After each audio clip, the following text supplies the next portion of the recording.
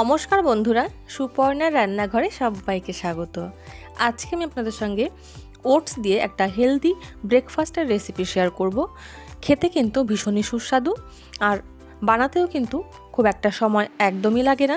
চলুন তাহলে দেখে নেওয়া যাক আমার আজকের এই ওটস দিয়ে বানানো হেলদি ব্রেকফাস্টের রেসিপিটি।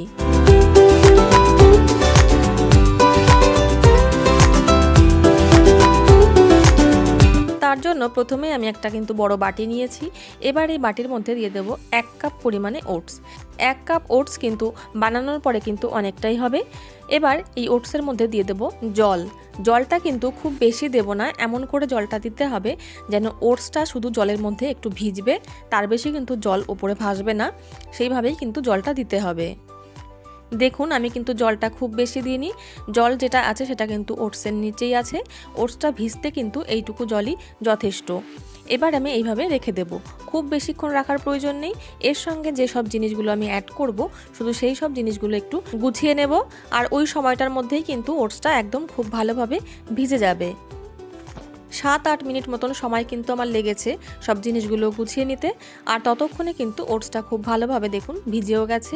আর দেখুন জলটা কিন্তু একদমই টেনে নিয়েছে, জল কিন্তু একটুও নেই, আর ওটসগুলো কিন্তু একদম গলে গেছে।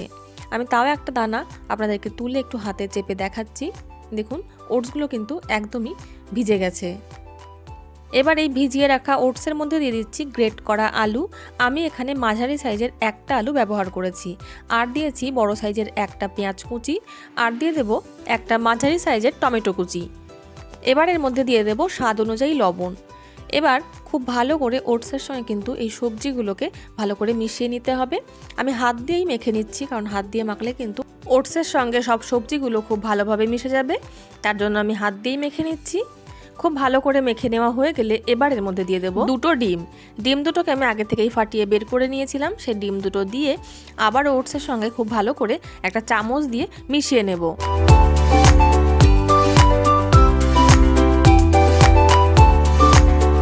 খুব ভালো করে কিন্তু ডিমটাও আমি মিশিয়ে নিয়েছি। এবার এর মধ্যে সব শেষে দিয়ে দিচ্ছি কাঁচা লঙ্কা কুচি, আর দিয়ে দেবো ধনেপাতা কুচি।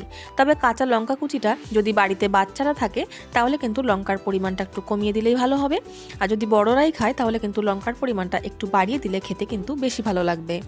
এবার ধনেপাতা আর কাঁচা লঙ্কাটাকে খুব ভালো করে আবার ওটসের সঙ্গে মিশিয়ে নেব। ধনেপাতা আর কাঁচা লঙ্কা কুচিটা ওটসের সঙ্গে খুব ভালো করে কিন্তু মিশিয়ে নিয়েছি। এবার এইগুলো ভেজে নেওয়ার জন্য গ্যাসের ওপরে একটা আমি প্যান বসিয়ে দেব। প্যানটা হালকা একটু গরম হয়ে এলে এবার এর মধ্যে দিয়ে দিচ্ছি 1 টেবিল চামচ পরিমাণে সাদা তেল। তেলটা গোটা প্যানে কিন্তু খুব ভালো করে ছড়িয়ে দেব। তারপরে তেলটা যখন একটু গরম হয়ে আসবে তখন ওই ওটসের ব্যাটারটা 1 চামচ করে দিয়ে এইভাবে কিন্তু একটু চেপে চেপে ছড়িয়ে দেব। দেখতে কিন্তু অনেকটা এগুলো প্যানকেকের মতন হয়, আর এগুলো ভাজতে কিন্তু খুব একটা সময় লাগে না। প্যানের মধ্যে ব্যাটারগুলো দেওয়ার পরে ঢাকা দিয়ে 1 মিনিট রাখবো, তারপরে কিন্তু উল্টে দিয়ে আবারও 1 মিনিট ঢাকা দিয়ে রাখবো। তাতেই কিন্তু ভেতরের সবজিগুলোও সেদ্ধ হয়ে যাবে।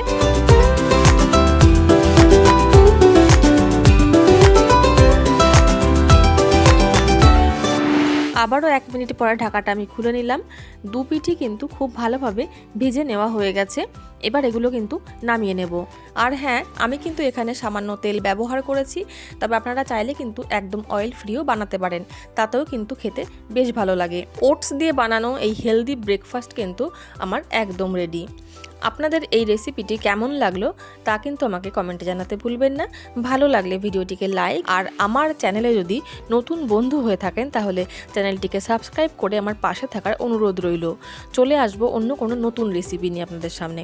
ততক্ষণের জন্য নমস্কার, সবাই ভালো থাকবেন, সুস্থ থাকবেন।